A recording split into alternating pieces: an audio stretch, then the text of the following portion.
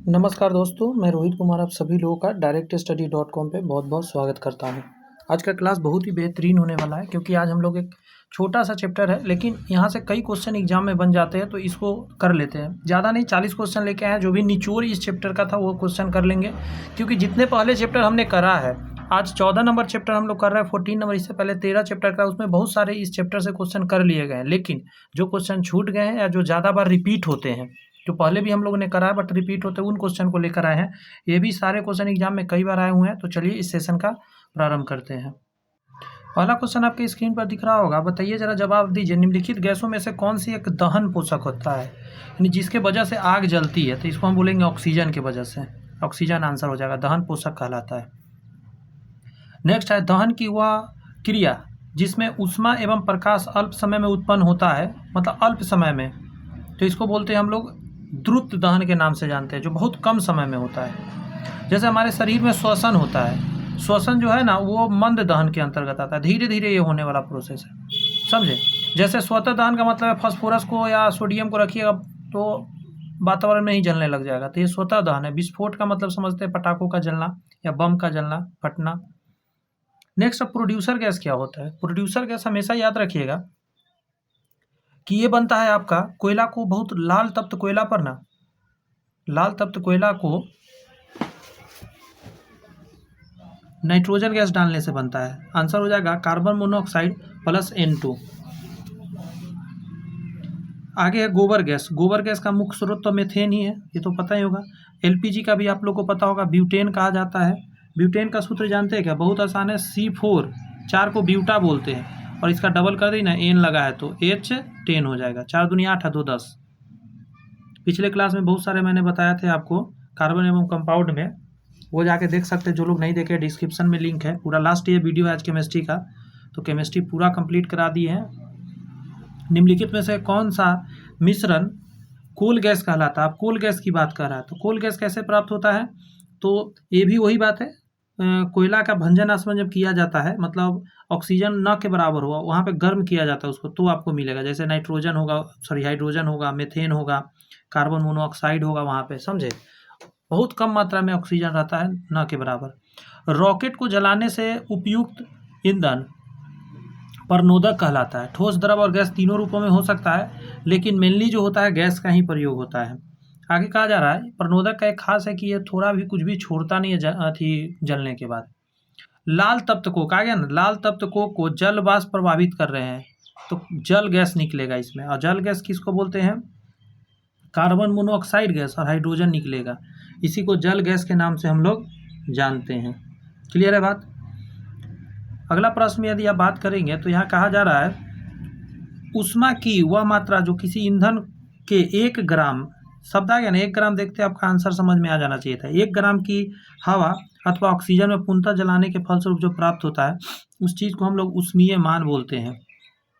प्राकृतिक गैस के मुख्यतः क्या रहता है? तो हर कोई जानता है मीथेन रहता है प्राकृतिक गैस में, मेनली तो मीथेन ही होता है, ठीक है। सीएनजी को पारिस्थितिकी मैत्रीपूर्ण क्यों कहा जाता है? सीएनजी को वातावरण के लिए उसका दोस्त साथी कहा जाता है। इसके पीछे रीजन है कि ये ना कार्बन मोनोऑक्साइड जैसे कोई हानिकारक चीज नहीं छोड़ता है। आगे कह रहा है बायोगैस संयंत्र से निष्कासित निम्नलिखित में से कौन सी गैस ईंधन गैस के रूप में प्रयुक्त होती है? बायोगैस से मीथेन निकलता है। पेड़ पौधा से रिलेटेड जितने गैस हैं, जानवर से रिलेटेड जितने गैस हैं, वो सारे क्या होते हैं? मीथेन होते हैं। जलते पेट्रोल को पानी नहीं बुझा पाता क्योंकि अपेक्षाकृत घनत्व कम होने की वजह से पेट्रोल उसके ऊपर तैरने लगता है। पानी डालते हैं, पानी नीचे चला जाता है, पेट्रोल ऊपर आ जाता है। नेक्स्ट प्रश्न में है कि एक अच्छे ईंधन के लिए आवश्यक शर्त क्या माना जाता है?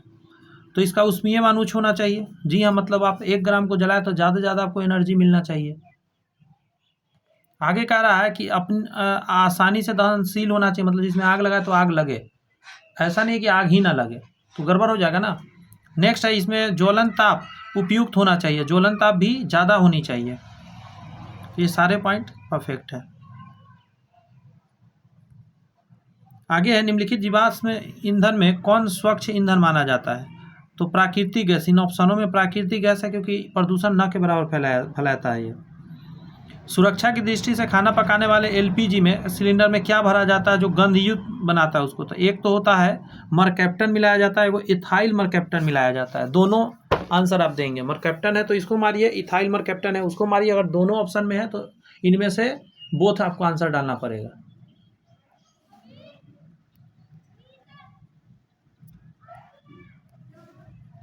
भूरा कोयला किसको कहा जाता है? तो भूरा कोयला लिग्नाइट को कहा जाता है।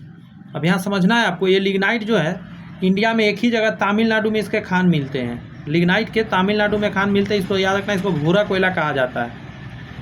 नेक्स्ट है आपके सामने, श्वसन किस प्रकार की दहन क्रिया है? श्वसन के बारे में कहता है किस प्रकार का है? मंद दहन है, पहले मैं बताया था आपको। द्रुत दहन जो होता है तुरंत मतलब जल जाता है। स्वतः दहन अपने आप आग लगता है। विस्फोट मतलब पटाख से जलता है, फट के। निम्न से कौन सा जीवाश्म ईंधन तत्व नहीं है? तो जीवाश्म ईंधन नाइट्रोजन नहीं है। कोयला, पेट्रोलियम, जल, गैस, ये सभी जीवाश्म ईंधन के स्रोत हैं। आगे है, एलपीजी में कौन सा गैस मुख्य रूप से होता है? एलपीजी की बात करें तो ब्यूटेन होता है। अच्छा, निम्न में से किस एक का ईंधन मान अधिकतम होता है?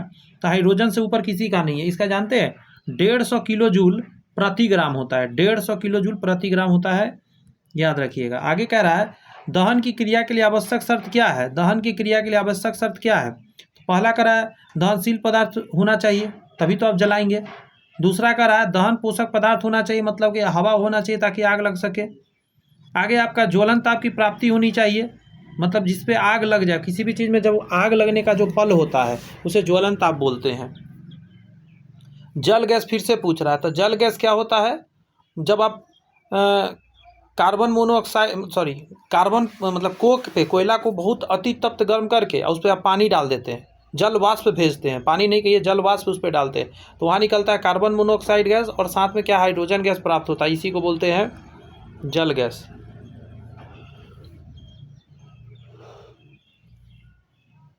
साधारण अग्निशामक के यंत्र में CO2 निम्नलिखित में से किस प्रक्रिया द्वारा उत्पन्न होता है? तो ये आंसर कहिएगा, सोडियम बाइकार्बोनेट और तनुगंधका अम्ल की अभिक्रिया से। सोडियम बाइकार्बोनेट क्या होता है? तो आप कहेंगे NaHCO3। और गंधका अम्ल क्या होता है? सल्फ्यूरिक अम्ल को बोलते हैं। इसको जब आप रिएक्ट कराते हैं तो देखिए यहाँ क्या बनता है, सोडियम सल्फेट बनता है। बात समझ में आई? सोडियम सल्फेट बनता है Na2SO4, और इसके साथ क्या बनता है? अच्छा, कैसे मैं जान गया Na2SO4 होगा? देखिए, याद नहीं भी, ऐसे तो मुझे याद था, नहीं भी याद रहेगा तो इसका टेक्निक है। देखिए, सोडियम के साथ क्या क्या लगा है? तो एक हाइड्रोजन लगा है और एक कार्बन मतलब कार्बोनेट लगा है, तो दो लगा है ना। तो जब सल्फेट आएगा तो याद रखिएगा ये दो के जगह पर एक आएगा। तो सल्फेट का जो है ना, क्या बोला जाता है, वैलेंसी 2 काम करता है। तो हाइड्रोजन सोडियम का 1 होता है, बेचारा सोडियम को 2 आना पड़ता है। बात समझ में आ रहा है? कुछ इस टाइप का यहाँ पे खेला है। आगे आइए, इसके अलावा क्या बनता है? CO2 बनता है और साथ में क्या बनता है? पानी बनता है। अब ये जो CO2 है यही गैस को बुझा देता है, समझे? इसलिए कहते हैं सोडियम बाइकार्बोनेट और तनुगंधका अम्ल का अभिक्रिया से हमको बुझ जाता है आग। कार्बन मोनोऑक्साइड तथा नाइट्रोजन गैस के गैसीय मिश्रण को क्या कहते हैं? अब देखिए, CO2 है और नाइट्रोजन गैस है, ये दोनों मिलकर क्या बनाता है बताइए? प्रोड्यूसर गैस बनाता है क्या? ऊपर बताया था आपको। निम्नलिखित में से इसका ट्रिक है कि आप प्रोड्यूस करते हैं इसमें नाइट्रोजन गैस, तब जाके रिएक्शन होता है, इसलिए प्रोड्यूस करते हैं तो प्रोड्यूसर गैस कहलाता है। ईंधन न्यूनतम पर्यावरण प्रदूषण फैलाने वाला हाइड्रोजन है, इसमें तो प्रदूषण फैलता ही नहीं है। आपको पता होना चाहिए, CNG में मीथेन गैस होगा, मीथेन तो CNG में रहता है। LPG में ब्यूटेन वाला लगा दीजिए, ठीक, LPG में ब्यूटेन होगा। जल गैस जल प्रभावित करने से होता है, तो कार्बन मोनोऑक्साइड हाइड्रोजन गैस बनेगा। और कोल गैस के बारे में कहता है हाइड्रोजन, कोल गैस में आपका हाइड्रोजन, मीथेन, कार्बन मोनोऑक्साइड ये सभी मिलते हैं। क्लियर हो गई बातें?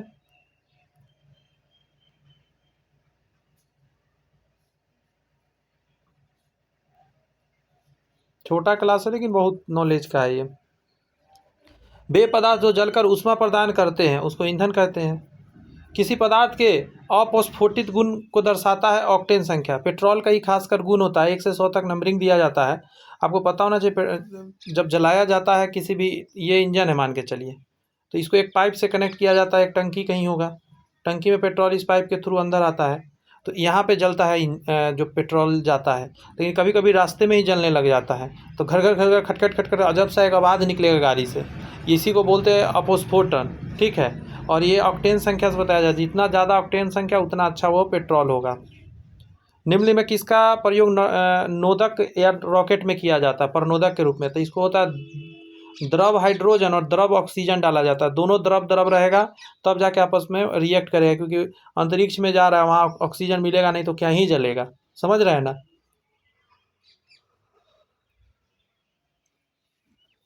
हम लोग का जो गाड़ी होता है, बाइक या कोई भी गाड़ी होता है, पेट्रोल जलता है तो उसको ऑक्सीजन बहुत ज़रूरी होता है। आपको बता दें, इसके लिए ना एक उसमें फ़िल्टर लगा रहता है जो ऑक्सीजन को छान कर पहुंचाता है ताकि वो पेट्रोल जल सके, और वो फिल्टर गंदा रहता है तो पेट्रोल अच्छा नहीं चलेगा, धुआं गाड़ी देगा। जब गाड़ी धुआं देने लगता है लोग को नहीं समझ में आता है कि क्या प्रॉब्लम है।